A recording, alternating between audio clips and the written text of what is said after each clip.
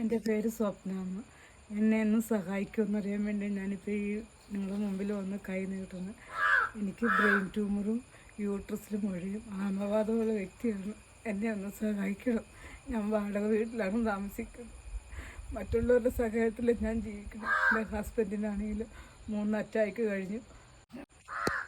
എൻ്റെ ഹസ്ബൻഡിന് ഇപ്പോൾ വീണ്ടും 3ാമത്തെ പ്രാവശ്യം ആശുപത്രി കൊണ്ടുപോകണം. സെൻറ്റ് മേരീസിലാണ് കൊണ്ടുപോകേണ്ടത്. ഫുൾ മൂത്രസഞ്ചി 4 വലുപ്പമായി. ഇപ്പോൾ ബ്ലഡും പഴുപ്പും പോയിക്കൊണ്ടിരിക്കണം. ഞങ്ങൾക്ക് സെൻറ്റ് മേരീസിലാണ് പോകേണ്ടത്. ഞങ്ങളെ ഒന്ന് സഹായിക്കണം.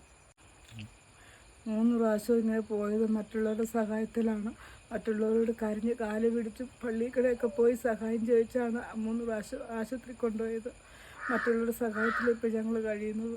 ഇപ്പം എനിക്ക് എൻ്റെ ഈ ഹാർട്ട് അറ്റാക്ക് കഴിഞ്ഞ മേജർ അറ്റാക്ക് ആയിരുന്നു. അപ്പോൾ എനിക്ക് കൂടുതൽ ഭാരമുള്ള ജോലികളൊന്നും ചെയ്യാൻ പറ്റുന്നില്ല.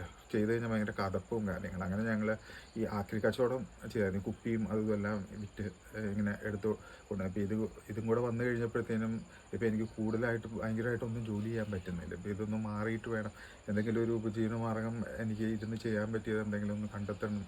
മാത്രമല്ല ഞാനിവിടെ ചെറിയ ഇലക്ട്രോണിക് സർവീസിങ്ങും അതൊക്കെ ചെയ്തുകൊണ്ടിരുന്നു.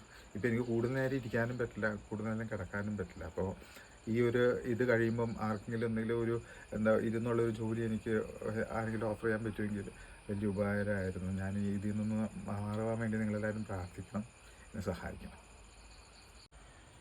ഞങ്ങൾ താമസിക്കുന്ന പൂതക്കുഴി വെന്നിച്ചേട്ടൻ്റെ വീട്ടിലാണ്. പൂതക്കുഴി വെന്നിച്ചേട്ടൻ ഞങ്ങൾ ഒത്തിരി സഹായിക്കാറുണ്ട്. ഇപ്പം മടങ്കാരും സഹായിച്ചു. ഞങ്ങളുടെ തൊട്ടടുത്തുള്ള അയൽവക്കക്കാരും ഞങ്ങൾക്ക് അരി സാധനങ്ങളൊക്കെ വാങ്ങിച്ചു തന്നു. പള്ളികളെയൊക്കെ ചെന്നാലും ഞങ്ങൾക്ക് അരി സാധനങ്ങളൊക്കെ മേടിച്ചു തന്നു. അങ്ങനെ ഞങ്ങൾ ജീവിക്കണം. എൻ്റെ ഹസ്ബൻഡിന് എത്രയും പെട്ടെന്ന് രോഗം ഭേദമാകാനും ഞങ്ങൾക്ക് അതിനു വേണ്ട സഹായങ്ങൾ ചെയ്തു എന്ന് പ്രാർത്ഥിക്കുന്നു.